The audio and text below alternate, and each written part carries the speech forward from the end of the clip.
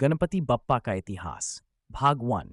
गणेश जी की उत्पत्ति। जय गणेश जय गणेश जय गणेश देवा। नमस्कार दोस्तों, आप देख रहे हैं एडुक्रिक पॉलिटिक्स टॉक्स और आज से हम शुरू कर रहे हैं भगवान गणेश के इतिहास पर एक विशेष श्रृंखला। इस वीडियो में हम जानेंगे कि गणपति बप्पा की उत्पत्ति कैसे हुई। तो आइए इस दिव्य कथा को शुरू करते हैं। भगवान गणेश, जिन्हें विघ्नहर्ता और बुद्धि के देवता के रूप में पूजा जाता है, उनकी कथा अत्यंत रोचक और प्रेरणादायक है। वे माता पार्वती और भगवान शिव के पुत्र हैं। लेकिन क्या आप जानते हैं कि उनका जन्म एक अनोखे तरीके से हुआ था? पौराणिक कथा के अनुसार एक बार माता पार्वती कैलाश पर्वत पर स्नान कर रही थीं। उन्होंने अपने शरीर के उबटन, गंदगी और हल्दी के मिश्रण से एक बालक का निर्माण किया और उसमें प्राण डाल दिए। इस बालक का नाम गणेश रखा गया। माता पार्वती ने उन्हें द्वारपाल बनाकर आदेश दिया कि जब तक वे स्नान कर रही हैं तब तक कोई भी अंदर न आए। शिव इसी दौरान भगवान शिव वहां आए और अंदर जाने लगे, लेकिन गणेश जी ने उन्हें रोक दिया। ये देख भगवान शिव क्रोधित हो गए और उन्होंने गणेश जी को समझाने की कोशिश की, लेकिन बाल गणेश माता के आदेश का पालन कर रहे थे। अंततः शिव जी ने अपने त्रिशूल से गणेश जी का सिर काट दिया। कथा का मोड़। जब माता पार्वती ने यह देखा तो वे अत्यंत दुखी हो गई और क्रोधित होकर प्रलय लाने की धमकी दी। ये देखकर भगवान शिव और अन्य देवताओं ने उपाय खोजने का निर्णय लिया। भगवान विष्णु ने एक हाथी के बच्चे का सिर लाकर गणेश जी के शरीर से जोड़ दिया और उन्हें पुनर्जीवन प्रदान किया। तभी से वे गजानन और एकदंत कहलाए। इस प्रकार गणेश जी का जन्म हुआ और वे प्रथम पूज्य देवता बन गए। वे बुद्धि, समृद्धि और शुभता के प्रतीक हैं। इस कथा से हमें सीख मिलती है कि माता पिता की आज्ञा का पालन करना कितना महत्वपूर्ण होता है। दोस्तों, ये तो था गणपति बप्पा के जन्म की कहानी, लेकिन अभी और भी रोचक कथाएं बाकी हैं। अगले भाग में हम जानेंगे कि गणेश जी को प्रथम पूज्य देवता का स्थान कैसे मिला। अगर आपको ये वीडियो पसंद आया तो लाइक करें, शेयर करें और हमारे चैनल एडुक्रिक पॉलिटिक्स टॉक्स को सब्सक्राइब करना भूलें। जय गणेश जय गणेश। गणपति बप्पा का इतिहास भाग 2। प्रथम पूज्य कैसे बने। वक्रतुंड महाकाय सूर्यकोटि संप्रभा निर्विघ्नं कुरु मे देव सर्वकार्येषु सर्वदा। नमस्कार दोस्तों, स्वागत है आपका एडुक्रिक पॉलिटिक्स टॉक्स चैनल पर। यह गणपति बप्पा की महागाथा का दूसरा भाग है। पिछले भाग में हमने जाना कि गणेश जी का जन्म कैसे हुआ। इस भाग में हम जानेंगे कि वे प्रथम पूज्य देवता कैसे बने। तो आइए शुरू करते हैं। गणेश जी की बुद्धिमत्ता की परीक्षा। एक बार सभी देवताओं के बीच यह चर्चा होने लगी कि सबसे पहले किस देवता की पूजा की जानी चाहिए। देवताओं ने भगवान शिव से इस प्रश्न का उत्तर मांगा। तब शिवजी ने कहा कि इस निर्णय के लिए एक परीक्षा ली जाएगी। शिवजी ने गणेश और कार्तिकेय को बुलाया और कहा, जो सबसे पहले संपूर्ण पृथ्वी की परिक्रमा कराएगा वही प्रथम पूज्य देवता कहलाएगा। यह सुनकर कार्तिकेय जी तुरंत अपने वाहन मयूर पर सवार होकर पृथ्वी की परिक्रमा करने निकल पड़े। गणेश जी की अनोखी युक्ति। गणेश जी का वाहन मह था, जो तेज गति से दौड़ने में सक्षम नहीं था। लेकिन गणेश जी बुद्धि के देवता थे। उन्होंने अपनी चतुराई से इस प्रतियोगिता को जीतने की योजना बनाई। उन्होंने अपनी माता पार्वती और पिता शिवजी के चारों ओर 3 बार परिक्रमा की और हाथ जोड़कर खड़े हो गए। जब कार्तिकेय पूरी पृथ्वी की परिक्रमा कर वापस लौटे तो उन्होंने देखा कि गणेश जी पहले से ही वहीं खड़े थे। गणेश जी क्यों बने प्रथम पूज्य? जब सभी देवताओं ने गणेश जी से पूछा कि उन्होंने परिक्रमा क्यों नहीं की, तो गणेश जी ने उत्तर दिया, मेरे माता पिता ही संपूर्ण ब्रह्मांड के प्रतीक हैं। उनकी परिक्रमा करना संपूर्ण सृष्टि की परिक्रमा करने के समान है। गणेश जी की इस बुद्धिमत्ता को देखकर सभी देवता अचंभित रह गए और भगवान शिव ने उन्हें प्रथम पूज्य होने का आशीर्वाद दिया। तब से लेकर आज तक किसी भी शुभ कार्य से पहले गणेश जी की पूजा की जाती है। यह कथा हमें यह सिखाती है कि बल से अधिक बुद्धि महत्वपूर्ण होती है और माता पिता का सम्मान सर्वोच्च धर्म है। तो दोस्तों, ये थी गणपति बप्पा के प्रथम पूज्य बनने की कथा। अगले भाग में हम जानेंगे गणेश जी का परशुराम जी से युद्ध और उनका एक दंत कैसे टूटा। अगर आपको ये वीडियो पसंद आया हो तो लाइक करें, शेयर करें और हमारे चैनल एडुक्रिक पॉलिटिक्स टॉक्स को सब्सक्राइब करना न भूलें। जय गणेश। गणपति बप्पा का इतिहास भाग 3।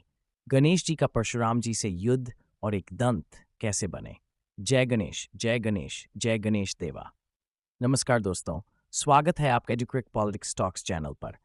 यह गणपति बप्पा की महागाथा का तीसरा भाग है। पिछले भाग में हमने जाना कि गणेश जी प्रथम पूज्य देवता कैसे बने। इस भाग में हम जानेंगे कि उनका परशुराम जी से युद्ध कैसे हुआ और वे एक दंत क्यों कहलाए। तो आइए इस रोचक कथा को शुरू करते हैं। परशुराम जी कैलाश पर पहुंचे। भगवान परशुराम, जो कि भगवान विष्णु के छठे अवतार माने जाते हैं, शिवजी के अनन्य भक्त थे। उन्होंने शिवजी से दिव्य परसा प्राप्त किया था। एक दिन वे भगवान शिव से मिलने कैलाश पर्वत पहुंचे, लेकिन उस समय भगवान शिव ध्यान में लीन थे और माता पार्वती ने गणेश जी को द्वार पर पहरा देने के लिए कहा था। जब परशुराम जी वहां पहुंचे तो गणेश जी ने उन्हें रोक लिया। परशुराम जी बोले, मैं भगवान शिव का भक्त हूं, मुझे उनसे मिलना है। गणेश जी ने उत्तर दिया, भगवान शिव ध्यान में हैं, जब तक माता पार्वती की आज्ञा नहीं मिलेगी मैं आपको अंदर नहीं जाने दूंगा। गणेश जी और परशुराम जी का युद्ध। परशुराम जी को यह सुनकर क्रोध आ गया। उन्होंने बलपूर्वक अंदर जाने की कोशिश की, लेकिन गणेश जी भी अपने कर्तव्य पर अडिग थे। यह बहस धीरे धीरे युद्ध में बदल गई। परशुराम जी ने अपने फरसे से गणेश जी पर प्रहार किया, लेकिन गणेश जी ने अपने दानत से उसे रोक लिया। परंतु फरसा स्वयं भगवान शिव का दिया हुआ था, इसलिए गणेश जी ने उसका सम्मान करते हुए अपने एक दांत की आहुति दे दी। तभी से वे एक दंत कहलाए। जब माता पार्वती को यह घटना पता चली तो वे अत्यंत क्रोधित हो गईं। उन्होंने परशुराम जी को श्राप देने का विचार किया, लेकिन भगवान गणेश ने उन्हें शांत किया और कहा, माता, परशुराम जी भी शिव भक्त हैं और यह सब मेरे भाग्य में पहले से ही लिखा था। गणेश जी की इस सहनशीलता और जान को देखकर परशुराम जी बहुत प्रभावित हुए और उन्होंने गणेश जी को प्रणाम किया। इस घटना के बाद गणेश जी को एकदंत नाम से भी पूजा जाने लगा। ये कथा हमें यह सिखाती है कि सहनशीलता और कर्तव्यनिष्ठा किसी भी कठिनाई से बड़ी होती है। दोस्तों, ये थी भगवान गणेश जी के एक दंत बनने की कथा। अगले भाग में हम जानेंगे कि उन्होंने महाभारत कैसे लिखी और वे लेखनी के देवता कैसे बने। अगर आपको ये वीडियो पसंद आया तो लाइक करें, शेयर करें और हमारे चैनल एडुक्रिक पॉलिटिक्स टॉक्स को सब्सक्राइब करना न भूलें। जय गणेश। गणपति बप्पा का इतिहास भाग 4। महाभारत में गणेश जी की भूमिका और लेखनी के देवता कैसे बने। वक्रतुंड महाकाय सूर्यकोटि संप्रभा निर्विघ्न में देव सर्वकार्येषु सर्वदा। नमस्कार दोस्तों, स्वागत है आपका एडुक्रिक पॉलिटिक्स टॉक्स चैनल पर। यह गणपति बप्पा की महागाथा का चौथा भाग है। पिछले भाग में हमने जाना कि गणेश जी एक दंत कैसे बने। इस भाग में हम जानेंगे कि गणेश जी ने महाभारत के युद्ध में कैसे भाग लिया और वे लेखनी के देवता कैसे बने। तो आइए जानते हैं इस अद्भुत कथा को। महाभारत के समय का प्रसंग। महाभारत का युद्ध कौरवों और पांडवों के बीच हुआ था। इस महान युद्ध के दौरान भगवान गणेश ने एक महत्वपूर्ण भूमिका निभाई थी। दरअसल महाभारत के लेखक वेदव्यास थे। वे चाहते थे कि महाभारत को जल्दी से जल्दी लिखा जाए, क्योंकि युद्ध की तैयारी में समय बहुत कम था। वेदव्यास ने गणेश जी को बुलाया और कहा, हे गणेश जी, मैं महाभारत का श्लोक लिखूंगा, लेकिन उसे लिखने के लिए मुझे एक योग्य लेखक चाहिए। क्या आप मेरी मदद करेंगे? गणेश जी ने उत्तर दिया, मैं आपके साथ हूं, लेकिन एक शर्त है। शर्त यह है कि जब तक आप श्लोक बोलते जाएं, मैं उसे बिना किसी विघ्न के लिखता जाऊंगा। और अगर आप श्लोक बोलने में एक पल की भी रुकावट करते हैं तो मैं लेखनी को उठाना बंद कर दूंगा। वेदव्यास ने कहा, यह उचित है, लेकिन शर्त यह होगी कि आप बिना रुके लेखनी चलाते रहें, तो आपको बहुत तेज गति से लिखना होगा। गणेश जी ने अपनी लेखनी उठाई और महाभारत के श्लोकों को लिखा। लेखनी के देवता कैसे बने। महाभारत के लेखन के दौरान एक घटना घटी। एक श्लोक बोलते बोलते वेदव्यास को एक विचार आया और वह सोचने लगे। इस समय गणेश जी को कुछ पल के लिए लेखनी रोकनी पड़ी, लेकिन उनकी लेखनी रुकने से श्लोक का लेखन भी रुक गया। तब गणेश जी ने अपनी एक दांत को तोड़कर उसे लेखनी के रूप में बदल लिया और उसी से श्लोक लिखते गए। इस कारण से वे लेखनी के देवता के रूप में प्रसिद्ध हो गए।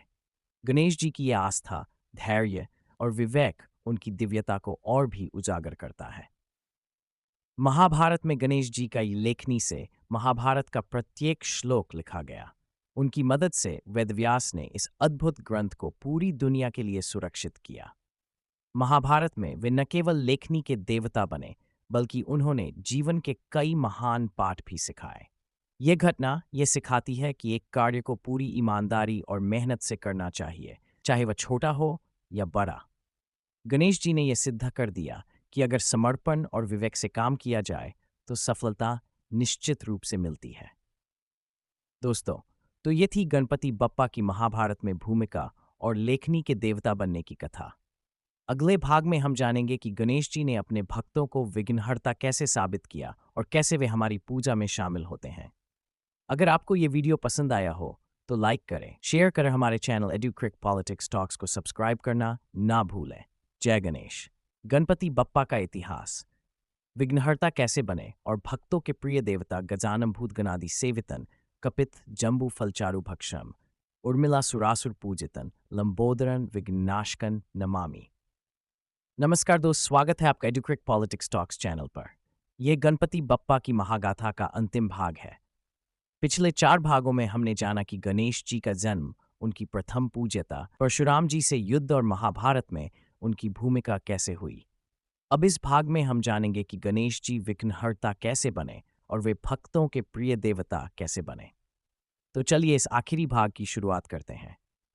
विघ्नहर्ता का अर्थ। गणेश जी को विघ्नहर्ता यानी विघ्नों के नाशक के रूप में पूजा जाता है। उनका ये नाम उन्हीं के द्वारा भक्तों की राह में आने वाली कठिनाइयों और विघ्नों को दूर करने के कारण पड़ा। वे न केवल हमारे जीवन के विघ्नों को समाप्त करते हैं, बल्कि हमें कठिन परिस्थितियों से बाहर निकालने में भी मदद करते हैं। गणेश जी के विघ्नहरण का प्रसंग। एक बार देवताओं को एक बड़ा संकट सामना करना पड़ा। असुरों ने ब्रह्मलोक को घेर लिया और देवताओं को परेशान करने लगे। सभी देवता भगवान शिव के पास गए और मदद की गुहार लगाई। भगवान शिव ने गणेश जी को भेजा और कहा, तुम्हारे पास वह शक्ति है जो असुरों को हराने की है।